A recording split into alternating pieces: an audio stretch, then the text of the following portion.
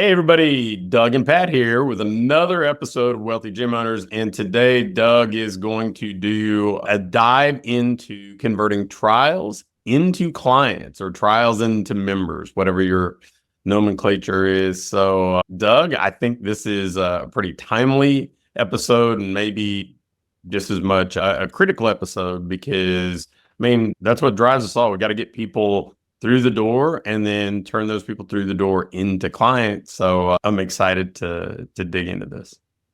Yeah, I think we've seen, and you've certainly been a foundational part of that with the front end offer, right? Like getting people in your door often requires something like it's really challenging on the front end to sell directly into membership. We can talk about once we get them in the door, how we can skip the trial. We'll certainly unpack that. But on the front end marketing piece, we have to have that front end offer. And that's what we're talking about here, whether we call it a trial, a front end offer, where it's the example I always use is the test drive, right? For a car. Like, what is your version of the test drive? We can call it 100 different things, but it is paid or unpaid opportunities for people to try you out. So, yeah, I think that I probably was at the front end of this whole concept of calling things a front end offer. I certainly wasn't at the front end of creating it. People were using day passes forever in gyms. People had open houses or house showings for homes and test drives for cars. But I think reverse engineering it and talking about how that should look for our industry was something I was passionate about. But I also think that so many people miss the mark. They're like, okay, the job's done. If I get them in the door, most of them buy, which in theory sounds right. And certainly the pendulum swings to your favor. But if you don't have a system in place for converting trials or front end offers, you're probably leaving half of the potential clients on the table. So, how do you think about this? How do you approach it in a real practical sense? Yeah, so I think there's two different trials that we can have, right? So there's what I would consider to be like your evergreen that's typically free. We've talked about this with our coaching clients at length. Like, we don't need to be afraid of free. That doesn't devalue your service. That test drive, you can test drive a $100,000 car. That test drive is going to be free, right? There's a component that 365 days a year, if somebody walked in your door or went to your website, what would they see? That's what I would call an evergreen trial. Common examples we see of that would be like a 7-day pass, a 14-day reset, something like that. And then those are more kind of experiential trials, right? They're not promising a result. They're just allowing you to try it out. So the messaging and language is different as opposed to things like the 6-week challenge and the 4-week or 28-day kickstart, like all these things that are called different things. Those typically are they're typically deadline driven, right? So we may start them, and you probably would benefit from starting them as a cohort where everybody starts on a particular day. So there's a deadline to enroll in that trial. The other thing about those longer durations is they're typically paid, right? Once we get past the 30-day mark of a trial, maybe even for semi-private or small group, I would maybe even say like 21 days. Once you get past that duration, you probably want to get people to pay for it in some capacity. Less than that, we can certainly go back to the evergreen free stuff. But your deadline drivens are paid. And the other big thing that I think people miss the boat on in difference is the evergreen, going back to that for a second, does not promise a result. It's just allowing people to try you out. The deadline is you have to deliver a result in that time frame, right? People are buying the result, and the goal is, of course, to get them to get the result and convert. But very clear differentiator there that for example, your 28-day or your 50-day women's program or whatever you're going to offer, that has to have a result to it because people are signing up for the result versus the experience. So the short answer is you want to have both of those. And I think there's seasons of, for example, we're recording this in the new year. This is a great time where people are looking for a result. And so offering a paid, deadline-driven, longer duration trial may be a benefit as opposed to in the middle of summer when everybody just wants to be outside. you may be better spent just running an evergreen type trial. Yeah, I think that there's just so much power in the experiential piece of this, right? I mean, if you're looking at like key milestones in a relationship, getting somebody through the door is one of those really meaningful milestones. And I'm glad that you talked about the free trial piece of this because people have different objections or perceived obstacles to come through the door. And so by kind of mixing offers that you have, then you can address all those. Some of them, it may be duration commitment. Some of them, it may be financial risk.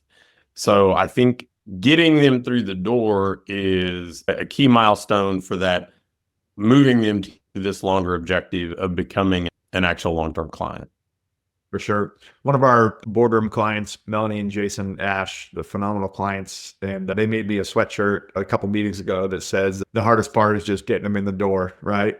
And so I think as an industry, we spend a lot of time thinking about that, like just how do you get them in the door, which leads to my next point. Like, to be clear, I'm all for not needing to sell a trial, right? I think there's a fear that I'm not going to convert them to membership or I don't want to have to deal with the trial process. I think oftentimes, and it's not a bait and switch because you're still going to offer the trial as an alternative, but oftentimes people need the experience, the free experience or the trial to get them in the door. So let's say that we're alternating throughout our marketing calendar between those two different trials. And ultimately, with any of those, we're going to get them to raise their hand, right? And the biggest piece of advice I can give you in regards to kind of choreographing this experience is if we visually think of that as multiple different ways for people to come in the door, once they do walk through the door, the process should be very singular laned, meaning it's the same process. Whether I inquired for your 7-day pass or your 28-day reset or your 6-week challenge, I still inquired to join your program. And so what is your standard process for that? And so for most people, it's some type of success session or strategy session, kind of initial pull out the pain points from them, talk about their goals, and sell them into the program. And this is a great opportunity to unpack. We got this from Beth Bishop, who's out in California. She called it the Godfather offer. And I love the name of it, but it's really talking about this idea of when you meet with somebody, and let's say that they came in for any trial, regardless of what it is, you're going to talk about their goals, you're going to talk about their pain points, you're going to talk about their injuries, etc. And you're going to most likely find, hopefully mutually, that this is going to take longer than 14 days for them to get the result that they're looking for. And so you can present them the Godfather offer, which is the offer they can't refuse, which is a kind of one-time deal if they sign up that day. So you can bonus stack that with add-ons like in-body, nutrition consults, supplements. Just think what things would they maybe see a value that you can add on. And then typically it's a slight discount up to 50% of their first month of membership. So they're still getting the financial incentive. And so your script is, hey, I know you came in for a 14-day, but can we both agree that this is going to take longer than 14 days? Yes. Okay. If you sign up today, I'll give you boom and boom. And that gets them right onto membership. You don't have to worry about tracking them. And we find as a marker, we find about half the people will take that. And then again, it's not bait and switch because you're saying, hey, if you don't want to do that's fine. You can still do the 14-day trial. So it's a nice way to, let's say you meet with 10 people. Instead of having 10 trials to track, now you only have 5. The fun thing for me is seeing how what is old is new again, right? And I remember the health club that I own, we did, when we went into the market, everybody was doing a single day pass. So we're like, we're going to give away a week. And then when people bumped it to 3 days, we went to 14. When people went to a week, we went to a month. And that was always the front end offer. It's like, get them in the door, free. Now, I think Beth's name was way cooler. I mean, we just had a fast action offer, and it was in a health club setting. It was gym bag, t-shirt, water bottle, gift card with discounts to all these local businesses. Probably tanning was in there somewhere at that point, right? and then a waived enrollment fee. And it was, hey, if you know this is the place for you, if you feel at home, if this is the right environment, then would love to give you this for getting on board today. And the reason I want to bring that up is you kind of just threw out like half the people take it. Our conversion rate on day one really always stayed between 56 and 59%, on average, probably closer to 58. Didn't matter if it was a 7-day trial or a 30-day trial. The people who walked through the door always converted at about that rate. And the logic was really simple. It's like, okay, if you're like, you got to have them in the room to even make that offer, right? And so much of the things that I think that we miss as business owners, the fact that if you're only judging me based on a Facebook ad or a social media post, it's kind of apples to apples, right? But if I get you in the door, that's when I can kind of differentiate myself. I got you past what probably is the toughest mental and emotional stumbling block for you. So when you make that offer, you're making an offer to somebody who's already gotten past probably the biggest objection they had. So, for sure. So if we kind of take it to the next step and say, obviously, the half that go right onto membership, we're going to wow them, we're going to onboard them. But then we still need to make sure we have a plan in place for the other half that may not, whether it be due to you didn't remove enough risk or they're still hesitant, whatever. There's some objection there that we didn't overcome, and that's always going to be the case with a percentage of them. And so they end up doing this trial. The largest thing I can say with a trial is there needs to be a weekly cadence to it. So oftentimes when we first start with gyms and I ask them like, okay, you're getting in trials and then what's your trial? I'll say, what's your trial conversion percentage? And they don't know it. So we identify a trial conversion percentage, which if you're looking for a marker for that, we like somewhere between 60 and 80% of trials. So out of that 5 that did a trial, about 60 to 80 of those are going to stick long-term. And so it's certainly worth it to continue to, I'm not going to say reduce, but soften the ebbs and flows of this business. You all of a sudden get 10 trials and then only 1 convert, and so you're back down. And then you get 5 more trials and then only 2 convert and you're back down. We want to have a real choreographed experience to convert those trials. And so the system that I teach is quite simple, which is just a weekly check-in with them and not waiting until the end of their trial. That's by and large the biggest thing I can tell you is if they signed up for a 28-day trial, don't wait until day 27 to have a conversation about sticking around, right? Because that's frankly when they're going to start to question it, when they're going to start to maybe tail off, when they're going to think about what else can I do or should I continue to do this? Versus like most of us attract a client that either hasn't been into a gym for a while or is intimidated by a typical gym. And so they experience your service that is usually for most training gyms quite different than what they've never, a lot of our clients have never been coached before.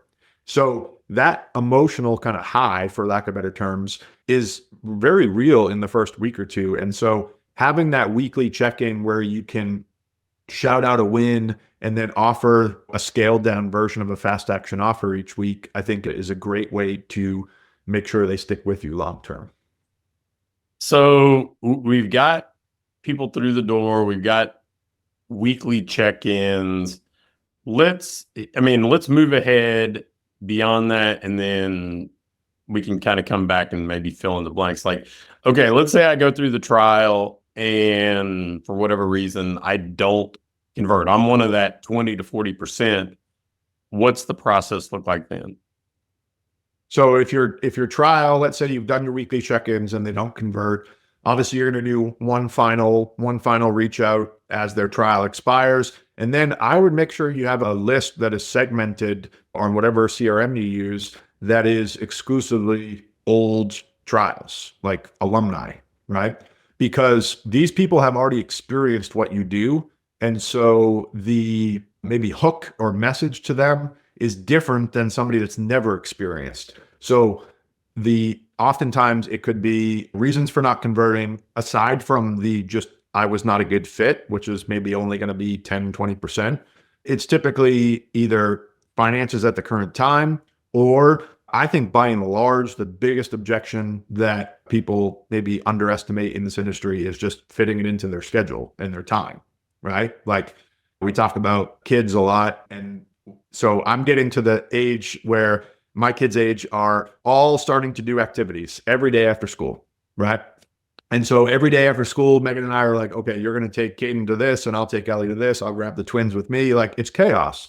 And so if I see an ad for your gym and you don't have a particular time slot, it may not be money. It may be, I may love it, but if you don't have the time slot that I need, I'm not going to join.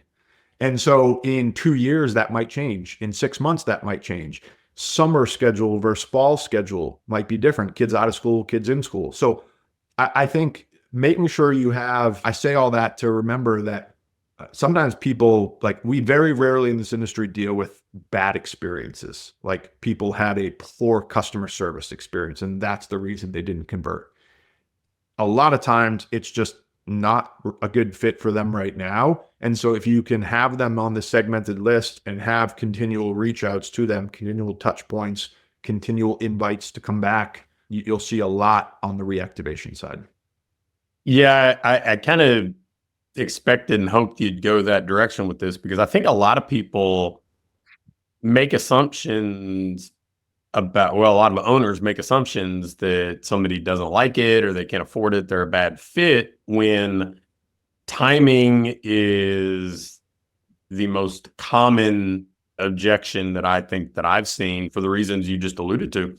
And I also think that when you kind of pull away from it and see that, you know, those people that are on that alumni list may come in and do 2 challenges a year or something like that later on. They may not be your ideal continuous recurring revenue client, but if they're adding $500 a year to your revenue, trying to fit it in because they're not in their kids' peak season or whatever else, I think that's a positive too that often gets overlooked. For So, sure. so you've got this, I think, very straightforward, very simple process for converting trials, the weekly touch points, the consistent asks or offers. Is there anything that we need to kind of backfill and talk through during this whole process? Yeah, when you're doing the reach outs, one, I would not rely on automation to have the conversion, right? So I'm a very big fan of automation for like education when you're onboarding. So if you're trying to educate clients about certain topics or educate them about how to utilize your services. But as far as like the actual ask to convert, we want to make sure that's personal. And there's kind of 2 golden opportunities. Number one, low-hanging fruit is at the end of the session, right? At the end of the session, they just had a great, don't let that pass you, that they just had a great workout. They're feeling good. Pull them aside and just start to ask, what are your plans after this? That opportunity, I think, is often missed. And with your individual text reach outs, we know that text is the predominant communication platform nowadays. So I'm all for utilizing that, but it's a very simple acknowledge a win, right? So show them the result that they're getting. The result may not be something physical. It may be that they've increased a weight in an exercise. It may be that you notice that their form is improved, but make sure you call that out and then give them a very specific offer to convert. So I think this is very helpful for people that maybe are afraid to ask, or maybe there's a fear or nervousness there to ask them to convert. By having a very specific offer, for example, if you sign up today, I'll give you $100 off your first month. I don't think it's about the $100. I think it's more that it gives you a clear call to action to invite them to continue on. So in regards to the reach outs, that's probably what I would unpack there. The final thing I would say, and I spent a lot of time role playing this with our team, is you want to make sure that you're always speaking in a language to the clients that talks about the future and is assumptive that they're still here. So for example, you want to try to build rapport as quickly as possible. You want to paint the picture that, hey, in a couple months, I know right now you're doing this. In a couple months, I envision you'll be here, even though they're on a 2-week trial, right? So you're already assuming that they're going to be here in a couple months. Connecting them with clients that are kind of 1 degree away is another tactic. So, for example, if you're running small group and there's a client in that session that's been with you for 3 months, right? That might be the perfect introduction because that client is not the 10-year veteran that knows everybody and is super confident. They're like just 1 degree away from the client that just joined. And so they can have a little small talk. And now you have some social proof, some rapport building there. So those would be some final nuggets, I think, to increase your trap conversion. Well, I love this because I think that the great thing that kind of rattles around in the back of my head on this is we already kind of acknowledge if we get them through the door, good things tend to happen. I think so many of the people that we connect with say that. It doesn't matter if it's paid or free or whatever else, but by creating a system on this, you don't really have to do a lot more to dramatically increase the ROI on every person that comes through the door. So, you're not having to do a whole lot more work. You're getting to do the things that can kind of happen within your four walls. You're not having to go out and double your ad spend or deploy 4 more marketing strategies.